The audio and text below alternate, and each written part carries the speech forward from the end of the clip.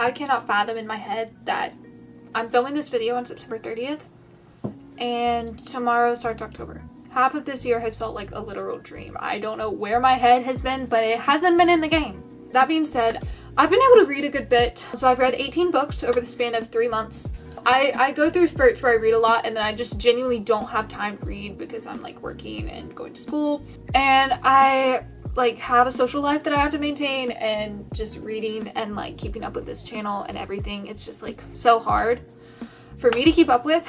But we're here and that's what matters. Like I said, half of this year has literally felt like a dream for me. So I may not even remember half of these books that I've read. Like, I may not be able to tell you the plots for them, but y'all might be happy about that because you get a shorter video. You have to sit and listen to me talk for a less amount of time. I'm really, really awkward in front of a camera, so we're just gonna get this ball rolling.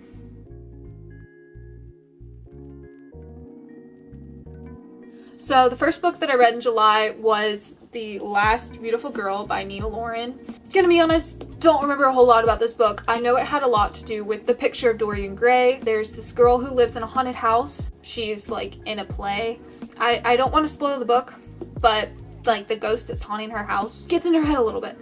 I didn't love this book. I didn't realize how like dark it was gonna be, and the main character is like so unlikable, which she's supposed to be. Like, I think it made sense for the story. I didn't really have anything wrong with it.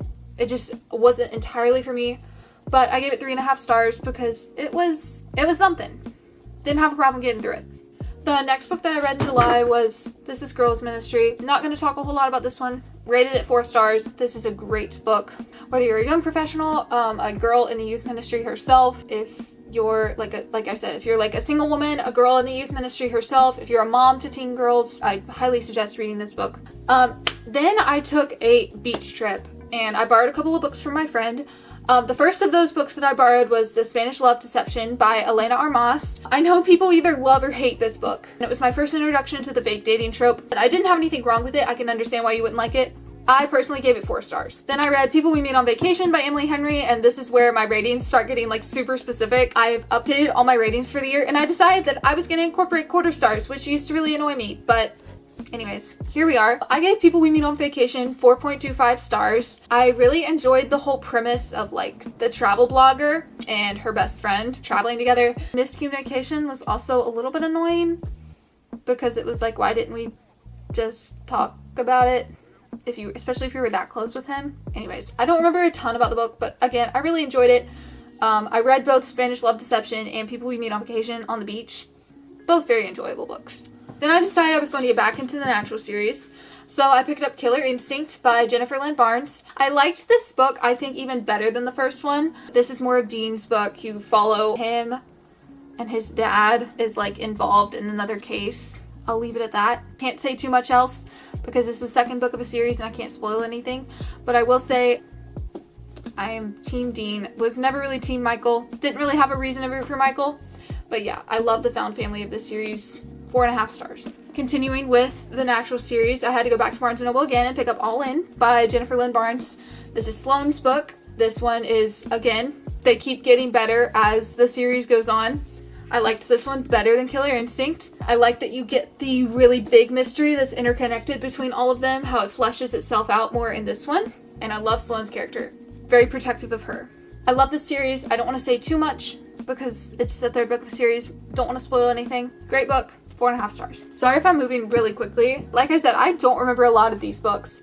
I also read Once Upon a Broken Heart in July. This is by Stephanie Garber. And I read Caraval. I read it a really long time ago, like in like 2020 when I was getting back into reading. And I didn't love it, and I was like, oh, I'm not going to pick up Once Upon a Broken Heart because I didn't like Caraval. And then everyone says that like Once Upon a Broken Heart is so much better than Caraval, and I was like, okay, fine, I'll pick it up. Really did enjoy this book, especially a lot more than Caraval. Like Caraval, if I was rating books at the time, probably would have given it 3 stars. This one was a solid 4. I think I ended up giving it 4.25 stars. The world in this book I really enjoyed. Like I said, I read Caraval, didn't really understand it then. Makes a lot more sense in this book, very simple to understand. It took me a really long time to figure out exactly who the love interest was, and I'm still a little bit confused on how he's the love interest after this book, but I'm really excited to read The Ballad of Never After, which I still haven't gotten to, and I pre-ordered The Curse of True Love. So I kind of need to get on that in the next 3 weeks. Then we have Bad Blood by Jennifer Lynn Barnes. It's the final book of the Natural series, so naturally I would give it 5 stars because I felt like some book in the series deserved 5 stars because the series overall was 5 stars. I just liked the way that it was wrapped up and that everything just kind of like got tied all neatly together. The really big mystery gets wrapped up in here. Dean and Cassie, again, love them. Following this 5-star read was another 5-star read, and I think this also starts my August reads. So we have Daisy Jones and the Six by Taylor Jenkins Reid. Again, it was a book that I was like, I'm not gonna really get into it. Like, I didn't really know what it was about, but it didn't sound interesting to me. So I was like, I'll never get into it. And then I went to Target, and I never knew that Target had their books 20% off the cover price. And I saw the books there, and I was like, oh, I have to buy one because I never knew this existed. And so I texted my friend, I was like, do I get Daisy Jones and the Six or The Silent Patient? She was like, Daisy Jones and the Six. I've heard more about it.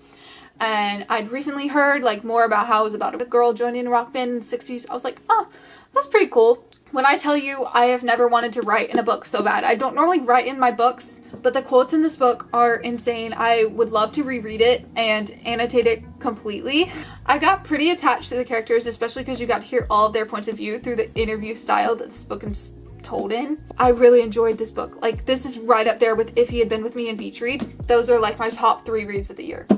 Loved them so much. Please read this book. Even if you don't think it's for you, please read this book if you haven't already. After reading Daisy Jones and the Six, I went back and I read the novella in here, which is 12. Not much to say about it. 4 stars. I didn't really think it was necessary, but it was a cute little story and it was nice to go back and see the characters and like how they'd grown up being in the FBI, like for real now. Then I like got into this like depressive state where I read like 3 books in like the span of a week. Actually, I think I was already in that state after I finished Daisy Jones and the Six.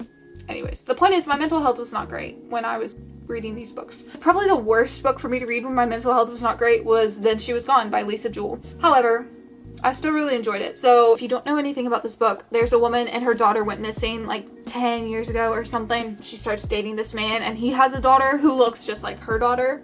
And she's like, that's kind of weird. I will say this is advertised as like a mystery thriller, but you can guess the plot twist within the first few pages. So I would say don't go in and read it as a mystery thriller. Read it as in kind of like, I don't know, read it almost like in disgust the whole time. I was kind of reading it in disgust because I was like, okay, I know what happened. I just want to know how it happened and like why. Because this is disturbing. But the very last twist at the end should get you. Should, unless you're like a genius. It got me. I gave it 3.5 stars. It was my first introduction to adult thrillers because I was scared of them beforehand. I enjoyed it. It was okay. It was just really dark and disturbing. After reading that, I was like, I need to pick me up here. I'm going to treat myself to some Emily Henry. So I picked up Book Lovers by Emily Henry, and this is the Emily Henry book that I was most excited to read after like I heard about her because I was like, oh, I'd never really read a book about book people before reading Beach Read. So literary agent Nora goes to like this little teeny tiny town in North Carolina where her sister's favorite book takes place and her client's like best-selling book takes place. It's the same book. Should have probably prefaced with that. She comes across editor Charlie, similar workplace rivals to lovers, kind of like how Beach Read was. I did not love the main character as much as I did in People We Meet on Vacation or Beach Read. She was just a little stingy for me. Didn't love the guy as much either. However, I loved their romance and I really liked the sister in the way that she was incorporated. I liked the conflict that this book built up to with the sister because it had me going there for a second. I was a little bit like, oh my gosh, what's gonna happen? Like, I don't want what I think is gonna happen to happen. I liked that conflict.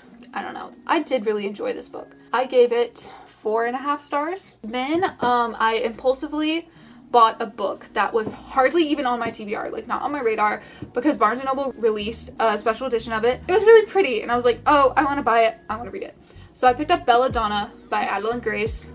As I said with the last Beautiful Girl by Nina Lauren, paranormal stuff is not really my thing. It doesn't sit well with me, but I liked the concept of her falling in love with death. I had to Google something about a character in this book because I suspected it very early on, long before it's revealed. I had to know that before I continued the book because I was like, this is just too obvious. I feel like I'm connecting the dots, so I had to Google it to make sure. I liked the idea of the romance with death thing, but like I said, it also kind of weirded me out. I'm just not a paranormal person when it comes to reading. However, the plot did not keep me super interested. I think it took me over a week to read this book. The like, it just moved really slow. The romance was good though. 3.5 stars. I wasn't expecting a lot out of it though, so it's okay. Impulse purchase on this book. It really surprised me.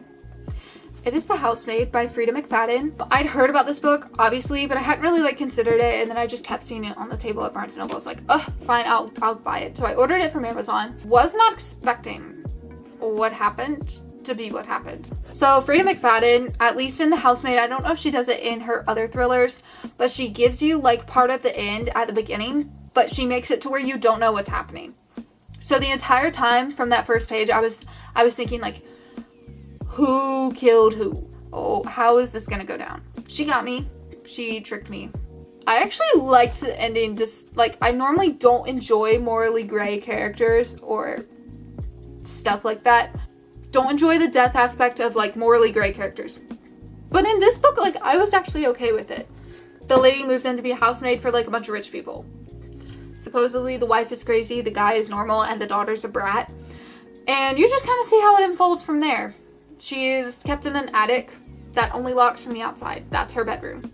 4.5 stars, highest rated thriller of the year. Honestly, could have even given it 5 stars, but not yet. I'm saving a 5-star thriller rating for like a really good thriller. And it's really hard for me to find those. Anyways, next I read 1,000 Boy Kisses, and I don't know if you can see on camera, but I've dog-eared a bunch of pages in this book. I normally hate dog-earing stuff. It won't focus. Anyways, I've dog-eared a bunch of pages in this book. If I were to flip through, you could see that I've like highlighted stuff. And this is literally like a very cheesy young adult romance. I still thoroughly enjoy The Fault in Our Stars and like cheesy romances like that. So, I mean, I shouldn't be surprised that I enjoyed this book as much as I did. I still have not bought tabs to replace with these dog ears. It's about this girl, Poppy, and this guy, Rune. They've been friends since they were children. Rune has to move away. Poppy like stops talking to him. When he comes back and he figures out why, it's this whole thing. And yeah, Poppy's grandmother, when she was like 8, the grandmother passed away, and she gave Poppy this jar, and she was like, you have to fill it with 1,000 special boy kisses from the man of your dreams. And this book like tore me up pretty bad, but it's okay. It was worth it. 4 stars. This is starting September. So then I read The Brothers Hawthorne by Jennifer Lynn Barnes, and I pre-ordered this book just like a month or 2 before it came out. Originally, upon reading it, I gave it a 5 stars. It's told between Grayson and Jameson's point of view. You're following separate storylines in both of their points of view. I understand why people would have wanted to see Xander and Nash more in this particular book, but I never like fell in love with their characters. I always fell in love with Grayson and Jameson. So I actually really liked getting to see their points of view, and even if the stories didn't correlate, were just like money grabs or whatever, I still enjoyed them. But I think I'm just so obsessed with the characters that it like clouded my memory, because I'm so in love with Grayson and Jameson. You have no idea. But I dropped the rating to a 4 stars because there were times in the book where I just couldn't get with it, you know?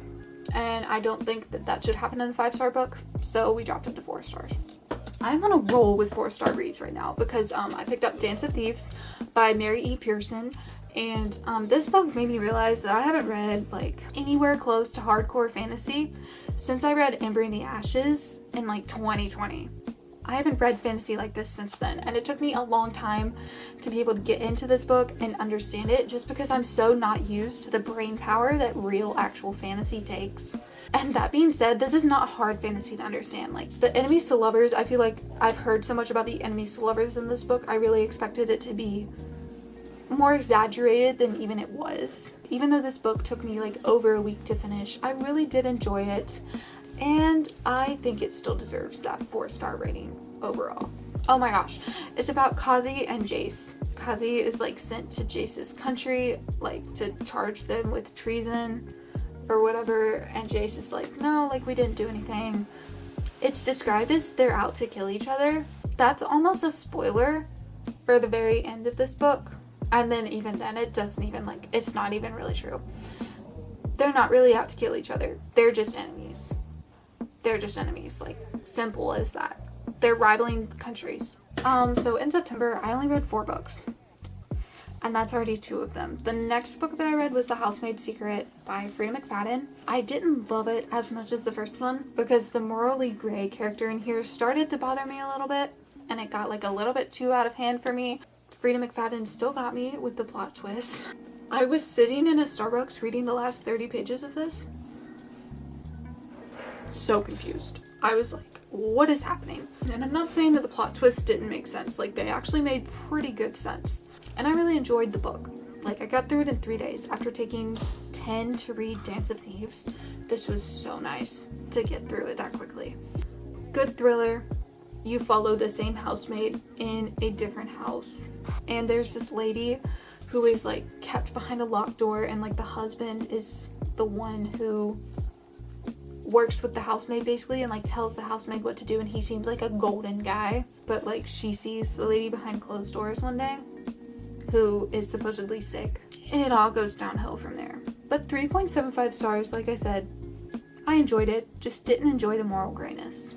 I read The Roughest Draft by Emily Wibberley and Austin Sigmund Broca. That's how everyone says his name. I don't know if it's right or not. This is about 2 co-authors, and they had a falling out after writing their best-selling novel, and they take a break for 3 years, and they have one more book of their contract that they have to write to like fulfill their contract. They're forced to write it by their publication company, so they have to go and like live in Florida together. One of them is engaged. This is like a combination of Beach Read and People We Meet on Vacation. Arguably, I like it better than People We Meet on Vacation. And there's literally nothing wrong with the book. Like, I loved the characters. The extra significant other sounds like it would be weird. I guess there's no like moral grounds broken in this book, and you'd understand it if you read it. I actually really enjoyed it. 4.25 stars. That's all for now. We'll see if I can find the willpower to post soon. And yeah, I will see you guys soon, hopefully.